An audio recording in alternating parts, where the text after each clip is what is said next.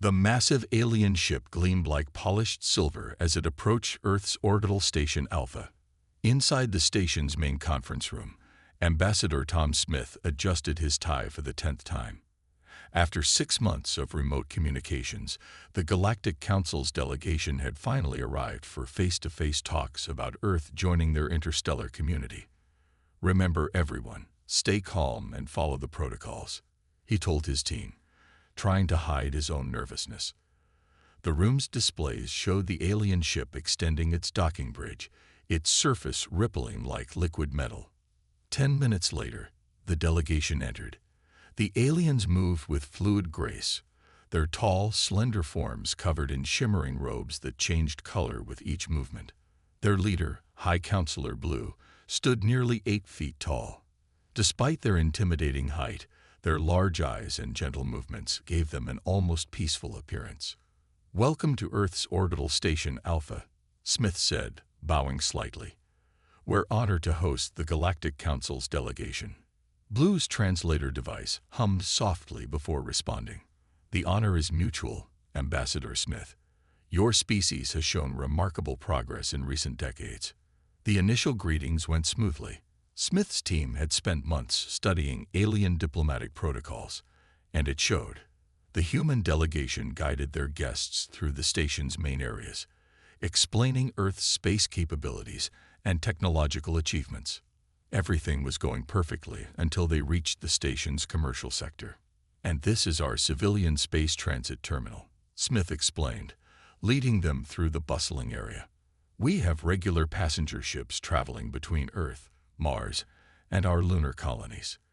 Blue stopped suddenly, their robes shifting to a deep purple. The alien's eyes fixed on a large advertisement display, showing a massive cruise ship floating in Earth's orbit. The video showed smiling humans walking on deck, swimming in pools, and dining in restaurants. "Ambassador Smith," Blue's voice had an odd tone. "What is this facility?" "Oh, that's the newest luxury cruise ship, the Star Wanderer. It's a pleasure vessel, Fat." "Pleasure vessel?" Another alien counselor interrupted, their robe flashing a bright yellow. "You confine your people in such a structure for pleasure?" Smith blinked in confusion. "Well, yes. People pay good money to." "They pay?" Blue's translator couldn't quite capture the mix of horror and disbelief in their voice. The entire alien delegation's robes had shifted to various shades of alarmed colors. The advertisement continued playing, showing interior shots of cabin rooms. To Smith, they looked perfectly luxurious, but he noticed the aliens' growing distress. "These chambers," Blue pointed at the cabin footage, "they're so confined, and the humans are locked inside while in space." "Not locked," Smith corrected quickly. "The doors open freely. Passengers can move around the ship as they please, but they cannot leave." Another counselor asked. "Well, no, not while we're in space, obviously." The aliens huddled together, speaking rapidly in their native language. Their robes swirled with colors Smith had never seen before. When they turned back, Blue's expression was grave. "Ambassador Smith, we must discuss something of great concern. Your species, these vessels you've shown us, they bear striking similarities to what we consider prison ships." Smith's jaw dropped. "Prison ships? No, you've misunderstood. These are luxury vessels. People go on cruises for vacation, for fun." "Fun?" Blue seemed to struggle with the concept. "You mean to tell us that humans voluntarily confine themselves in small chambers, subject themselves to artificial environmental conditions, follow structured time schedules for meals and activities, and pay currency for this experience?" Put that way, Smith had to admit it sounded strange. "Well, yes, but..." "And these vessels," Blue continued, gesturing at another advertisement showing multiple cruise ships. "How many do you operate?" "Currently, about 50 in Earth orbit alone, with another 20 under construction." The aliens' robes shifted to deep blue, a color Smith's cultural briefing had associated with extreme concern. 50 vessels. Blue's voice was barely a whisper. each capable of holding thousands of humans, voluntarily confined. Not confined, Smith protested. Look, I think we're having a cultural misunderstanding here. These ships are the height of luxury. People save up money all year to spend time on them. They have restaurants, theaters, swimming pools, artificial water containment chambers. Another counselor's robe flashed with patterns of distress, where humans voluntarily submerge themselves. Smith felt a headache coming on. Yes, but... And they consume food at predetermined times in designated locations. The restaurants are open most of the day, actually. Most of the day. Blue's translator crackled with alarm. You mean there are periods when humans are denied access to nutrition? Smith looked helplessly at his team. How had a simple tour gone so wrong? The aliens were now examining every cruise ship advertisement with increasing agitation, pointing out what they saw as signs of mass imprisonment, cabin layouts, daily activity schedules, even the safety protocols. Perhaps, Blue said finally, we should return to the conference room. We need to discuss these facilities in detail before proceeding with membership negotiations. As they walked back, Smith overheard two counselors speaking quietly, their translators barely picking up the words. Their entire species must be remarkably resilient to endure such conditions willingly, or remarkably strange. Did you see? They even have smaller versions of these vessels that operate on their oceans. Smith suppressed a groan. He had a feeling this would be a very long diplomatic meeting. How could he explain the concept of a relaxing cruise to beings who apparently viewed any form of confined space as torture? Looking at his tablet, he saw another problem coming. Tomorrow's scheduled tour of the new Mars-Jupiter luxury liner would need some serious diplomatic reframing. Maybe he should avoid mentioning the all-inclusive packages and confined cabin upgrades altogether. At least they hadn't seen the advertisements for submarine tours yet. Ambassador Smith sat in his office, surrounded by holographic displays showing various cruise ship brochures. After yesterday's disastrous tour, he needed to find a way to explain the concept of recreational travel to the aliens. His head throbbed as he remembered High Counselor Blue's final words from the previous day. We cannot, in good conscience, admit a species that imprisons its own people for entertainment. A soft chime announced the arrival of Dr. Kate Wilson, Earth's leading xenobiologist. She walked in carrying several data tablets. Please tell me you have good news, Smith said, rubbing his temples. Well, she said, settling into a chair, I've been studying the Galactic Council's species profile. Their homeworld has no large bodies of water, only scattered shallow pools. They evolved in vast open plains and never developed any concept of enclosed recreational spaces. That explains their reaction to the swimming pools, Smith muttered. It gets better, Wilson continued. Their species experiences severe anxiety in enclosed spaces. Even their spaceships are designed with massive open areas and virtual sky projections. The idea of voluntarily entering a confined space for fun is literally incomprehensible to them. Before Smith could respond, his communication panel lit up. The aliens had arrived for their scheduled meeting. Minutes later, High Counselor Blue and 3 other council members glided into the office, their robes shifting between concerned shades of blue and purple. Ambassador Smith, Blue began, we have reviewed the information about your pleasure vessels. We have questions. Smith gestured toward the seats, but the aliens remained standing. Another cultural difference, they preferred to move freely during discussions. These advertisements, Blue waved a slender hand, and one of their assistants projected an image of a cruise ship's interior. They show humans in formal attire, following specific dress codes for different ship areas. This is clearly a form of enforced uniformity. Actually, Wilson stepped in. Humans enjoy dressing up for special occasions. It's part of the experience. They enjoy being told what to wear. An alien counselor's robe rippled with confusion. Not told, Smith explained. Choosing to wear elegant clothes for elegant events. Like Like how your robes change colors to match your emotions. It's a form of expression.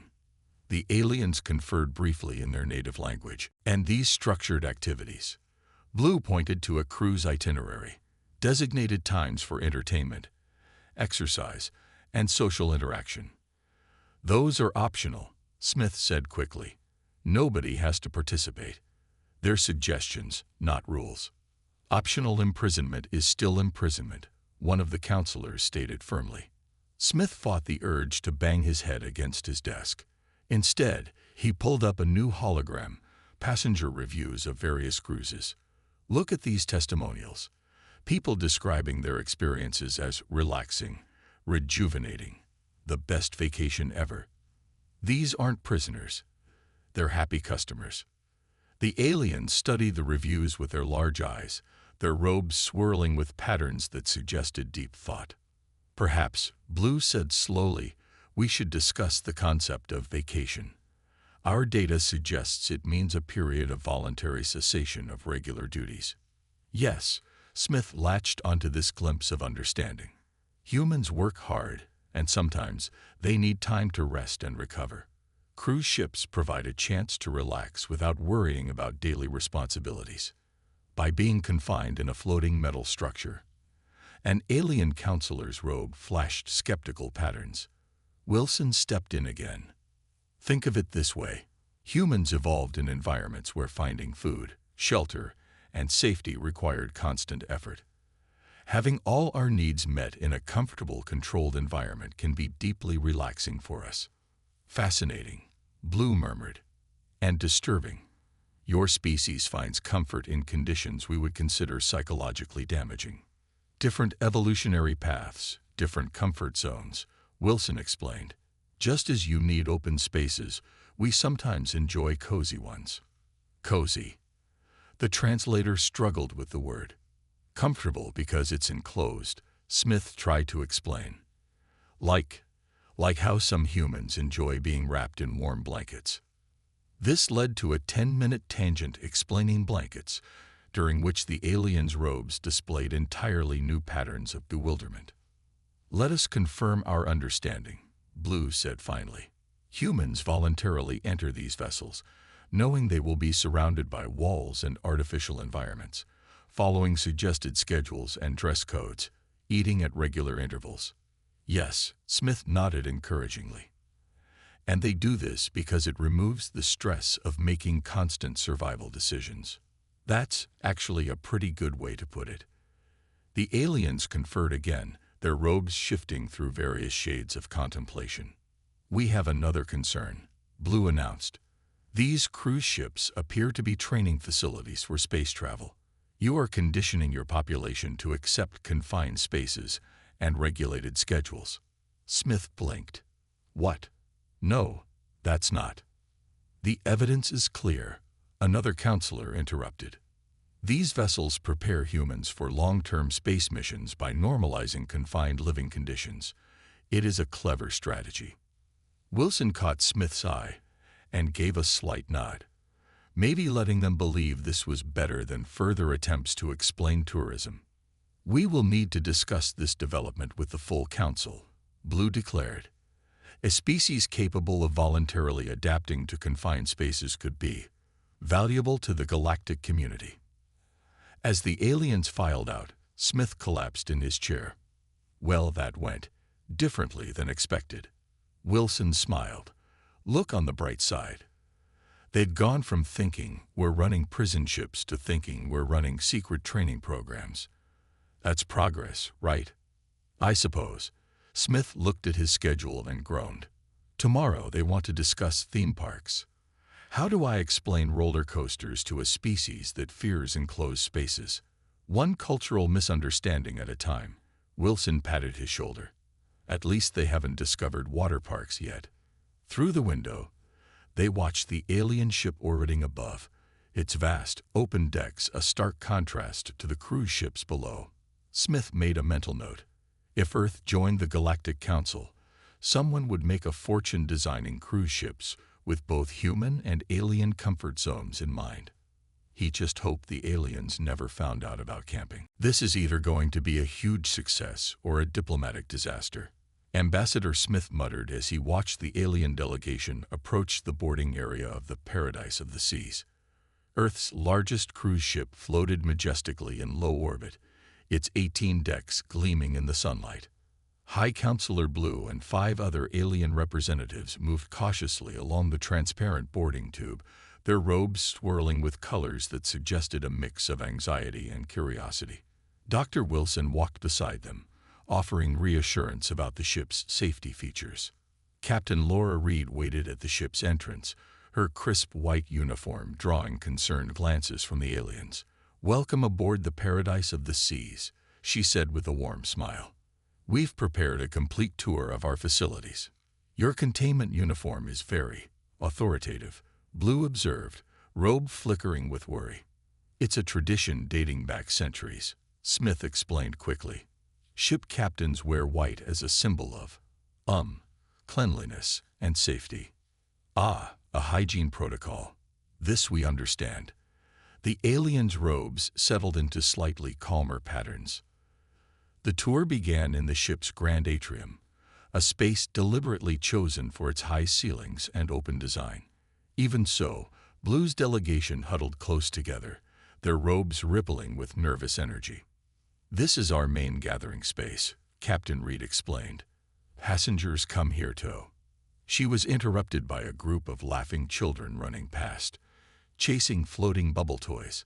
The aliens watched in astonishment as the kids weaved between adults, clearly having the time of their lives.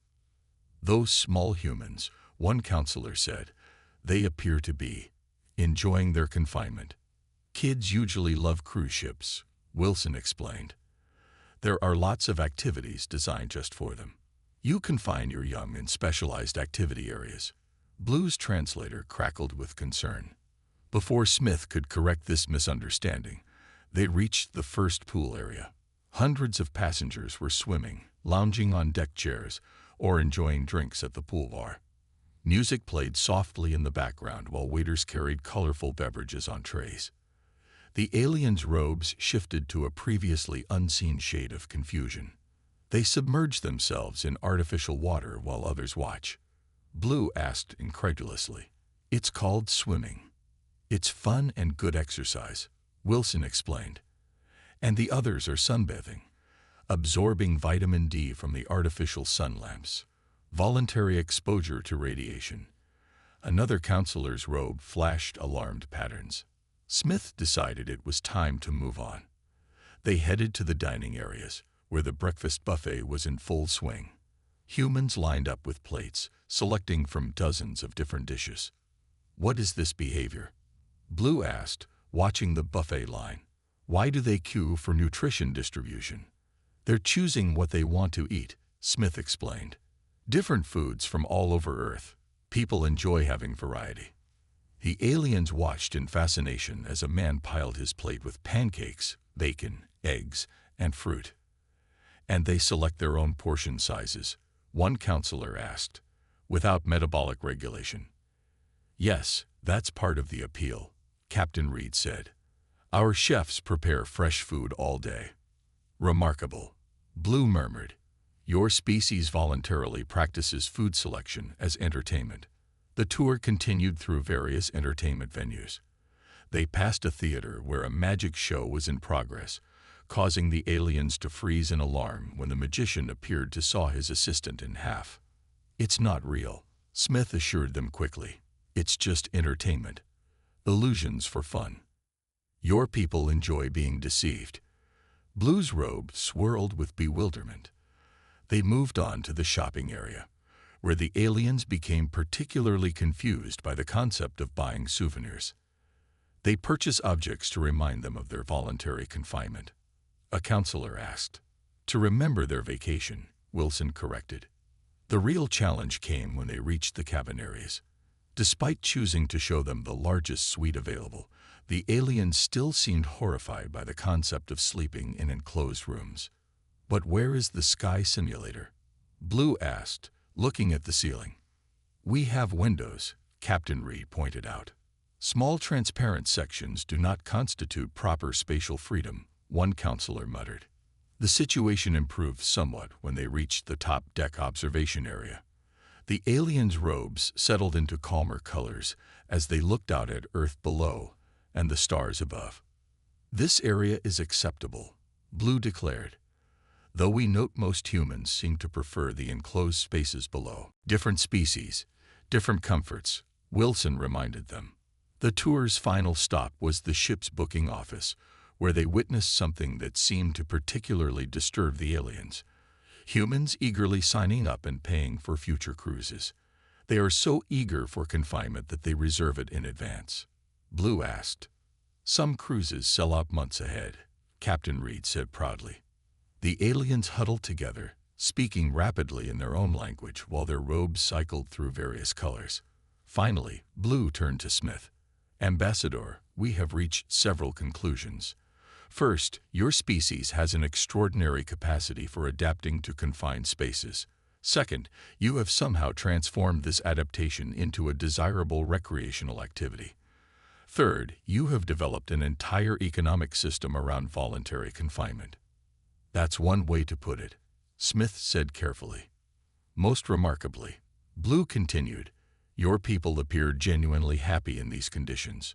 We observed no signs of distress, despite the clear lack of proper spatial freedom." "So you understand these aren't prison ships?" Smith asked hopefully. "We understand that they are something far more fascinating," Blue replied.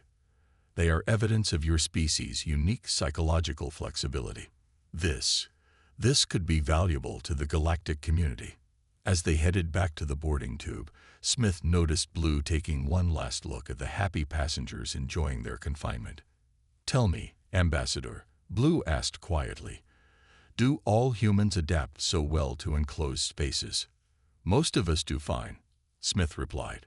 "Some even prefer them." "Fascinating." Blue's robe rippled with thoughtful patterns. "The Council will need to seriously reconsider humanity's potential role in galactic affairs." Walking back to their ship, Smith overheard two counselors speaking. "If they enjoy this level of confinement for pleasure, imagine their potential for long-term space missions."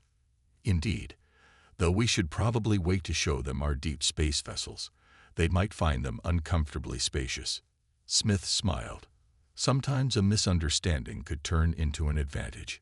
He just hoped they never had to explain the concept of submarine tours to the Council. Back in Earth's orbital station, Ambassador Smith sat in a conference room with Dr. Wilson and Captain Reed, watching the recordings from their cruise ship tour.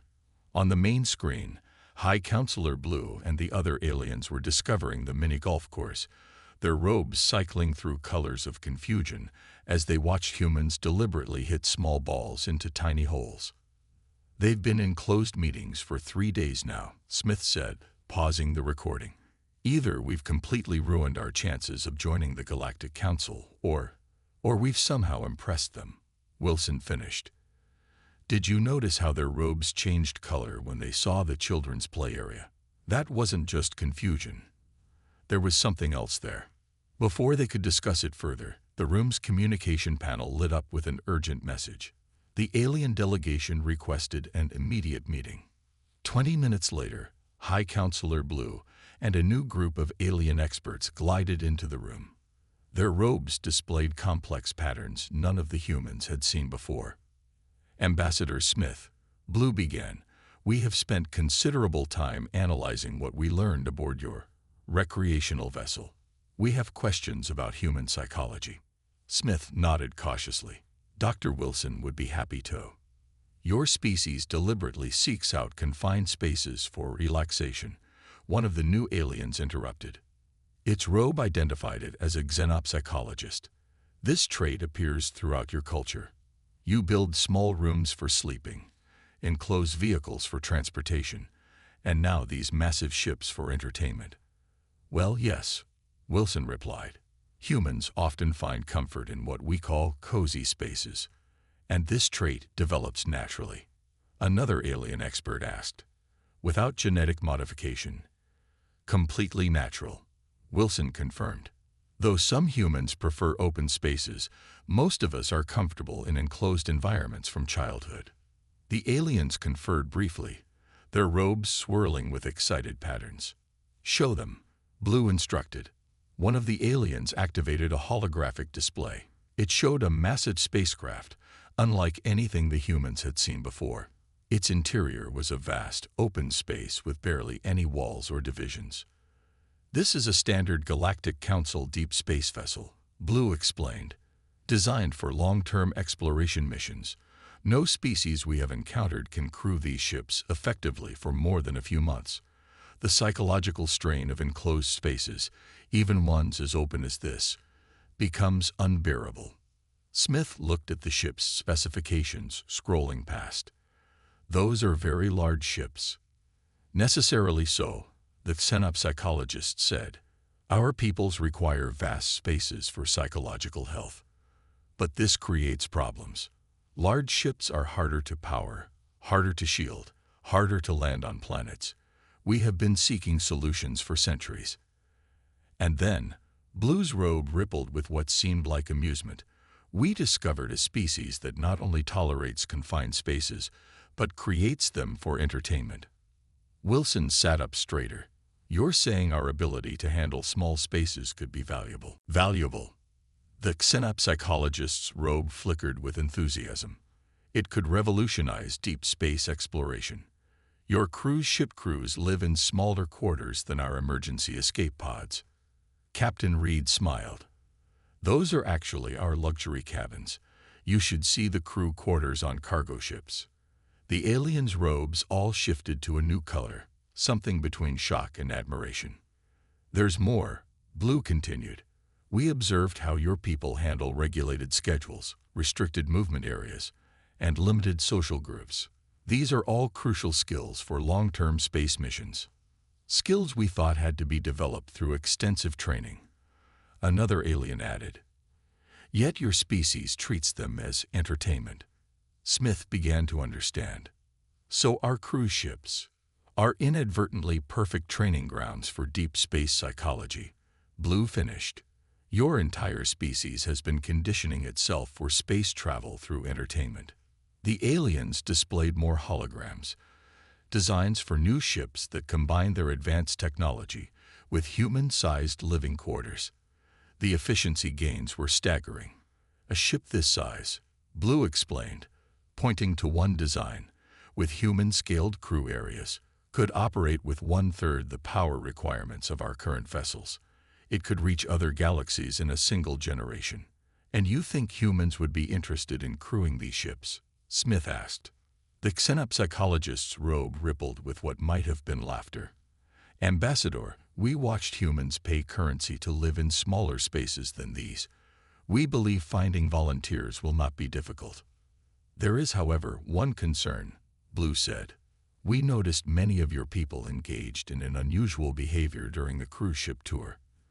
They stood at windows or on open decks, looking at the stars with what our emotion sensors detected as longing." Wilson smiled. "Humans have always dreamed of exploring space. We're comfortable in small spaces, but we use them as a way to reach big ones." The aliens conferred again, their robes displaying complex patterns of excitement and consideration. "Ambassador Smith," Blue announced finally, "the Council has a proposal. We believe humanity's unique psychological adaptations make you ideal partners for our deep space exploration program. Would your people be interested in helping us reach the stars?" Smith looked at Wilson and Reed, who were both grinning. "I think we might know a few million humans who would jump at the chance." "Excellent." Blue's robe shifted to a bright, pleased color. "Though we should discuss one other matter. Our sensors detected multiple humans on your cruise ship engaging in something called karaoke. Is this some form of ritual combat?" "Actually," Smith said, trying not to laugh, "that's another form of entertainment, though some might call it combat." As the meeting continued, Smith couldn't help but smile at the irony. What had started as a cultural misunderstanding about prison ships had led to humanity's unique ticket to the stars. though he did wonder how the aliens would react when they discovered that humans also voluntarily confined themselves in spacesuits just to float in open space for fun. Some cultural differences, he decided, could wait for another day. 1 month after the crude ship tour, Ambassador Smith stood in front of the full Galactic Council. The massive chamber, designed to accommodate various alien species, stretched so high its ceiling disappeared into darkness. Around him, hundreds of delegates from different worlds sat in rising tiers, their robes creating a swirling ocean of colors. High Counselor Blue stood at the central podium, addressing the assembly. Honored representatives, we are here to vote on 2 unprecedented proposals. First, the admission of humanity to the Galactic Council. Second, the creation of a new joint space exploration initiative, with humans as primary crew members. A low murmur filled the chamber as various species discussed among themselves. Their translators created a soft buzz of overlapping languages. Before we vote, Blue continued, Ambassador Smith has prepared a presentation about humanity's unique qualifications. Smith stepped forward, trying to hide his nervousness. The next few minutes could determine humanity's future among the stars. Behind him, a holographic display activated, showing the paradise of the Seas cruise ship. Distinguished council members, he began, this is not, as some of you first assumed, a prison ship. This is how humans choose to spend their vacations. The chamber erupted in shocked whispers. Smith had expected this reaction. Dr. Wilson had helped him prepare for it. Yes, we voluntarily live in enclosed spaces. Yes, we find comfort in regulated environments. And yes, we pay for the privilege. He paused as the translators caught up. But more importantly, we use these experiences to dream of something bigger. The display changed to show humans throughout history. Ancient sailors in tiny cabins crossing vast oceans, submariners exploring the deep in cramped vessels, astronauts in confined capsules reaching for the moon. My species has always used small spaces to reach big ones, Smith continued. We're comfortable in confined areas not because we love confinement, but because we love exploration more. The display shifted to the new ship designs, the hybrid vessels that combined alien technology with human-scaled living quarters. Your deep space ships are magnificent, Smith said, but they're too large to be efficient. Our ability to live comfortably in smaller spaces could revolutionize space exploration. We don't see it as a hardship. We've been practicing for this our entire history. A delegate from a gaseous species spoke up, its translator crackling. But what about the psychological strain? Even short-term space missions affect most species severely. Smith smiled and brought up footage from the cruise ship's final day. These passengers had just spent 2 weeks in space, in quarters much smaller than your proposed ships. Look at them. The footage showed humans laughing, playing games, exercising, and enjoying themselves. Most notably, it showed them eagerly booking their next trips. We don't just tolerate these conditions, Smith explained. We seek them out. We enjoy them. And most importantly, we use them to fuel our dreams of exploring further. Another delegate, a crystalline being, chimed in. But surely your species must have some limits. Some breaking point. Smith nodded to Dr. Wilson, who had been waiting at the side. She stepped forward and activated a new display, showing data from various human space missions and simulations. We've tested those limits extensively, she explained. Humans have lived in underground bunkers, underwater facilities, and space stations. We've run year-long isolation experiments. Some humans even choose to live in tiny homes for their entire lives. The chamber buzzed with amazed discussions. Blue raised a hand for silence.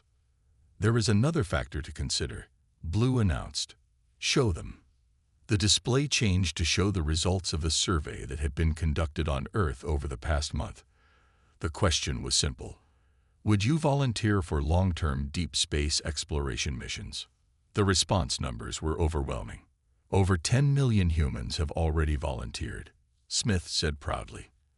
And that's before we even announced the actual program. A ripple of astonished colors swept through the aliens' robes. But the most interesting part, Smith continued, was their main concern about the mission. He brought up another survey result. They're worried the quarters might be too spacious. They're actually requesting more compact living spaces to improve ship efficiency. This statement caused such a commotion that Blue had to call for order several times. We put the same humans in one of our standard ship simulators, Blue added. They described it as wastefully roomy and suggested ways to add more functional areas by dividing the space. The chamber erupted in discussions again. Smith waited patiently as the council members debated among themselves, their robes shifting through various colors of consideration and excitement. Finally, Blue called for the vote. The chamber lit up with thousands of color patterns as each species registered their decision. The results are clear, Blue announced. Both proposals have passed. Humanity is now a member of the Galactic Council, and the Joint Space Exploration Initiative is approved. Smith felt a wave of relief and pride. Then Blue added something unexpected. However, we have one condition. Blue's robe rippled with what Smith had learned to recognize as amusement. Before we begin the deep space program, we request that human cruise ship designers help us modify our existing vessels. It seems inefficient to waste so much space. After the ceremony, Smith sat in his office, looking at the official membership documents. Dr. Wilson and Captain Reed joined him, bringing a bottle of champagne. "Should we tell them about submarines yet?" Reed asked, grinning. "Let's wait," Smith replied. "Though I did book myself on one of their luxury cruise ships next month. Their shortest trip is 3 years, but they promised me the smallest cabin they could find." "How did they react to that request?" Wilson asked. "They thought I was joking. Then they were horrified. Then they were fascinated." Smith laughed. Pretty much the usual reaction to humans.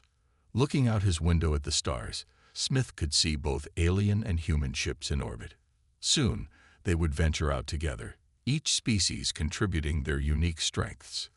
The aliens had their advanced technology and vast knowledge of the galaxy. And humans had their dreams of exploration and their strange ability to turn confinement into comfort. "You know what's really funny?"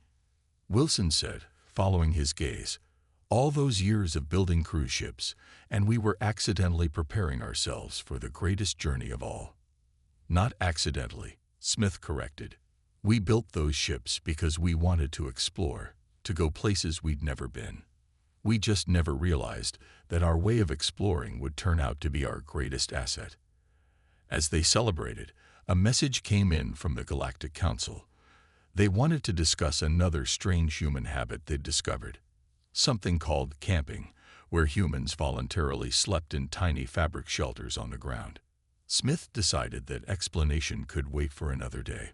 One cultural misunderstanding at a time was enough.